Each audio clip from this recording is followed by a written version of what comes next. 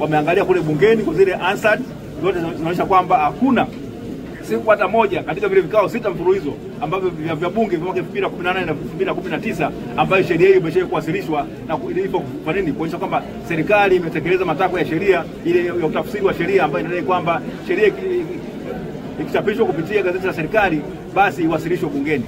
Hicho hakijafanyika.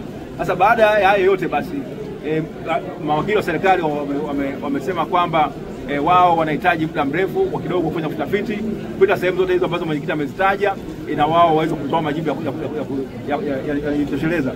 Sasa kutokana na hivyo basi mahakama imesema kwamba imekubaliana na hoja ya serikali kwamba inahitaji muda wa kuweza kuwapatia muda mrefu kidogo wao kufanya utafiti huo, lakini kikao hiki cha kesi leo ndio siku yake ya mwisho.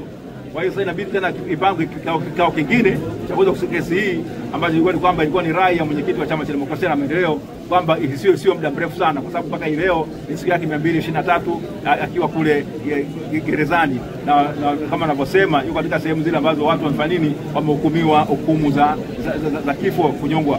Kwa hiyo sasa ni hali hiyo ambayo imejitokeza. Kwa hiyo kesi hii imeahirishwa kwa muda kwanza serikali wafanye utafiti wao, lakini kubwa zaidi msajili wa mahakama kuu apange tarehe nyingine ya kesi itakapoendelea.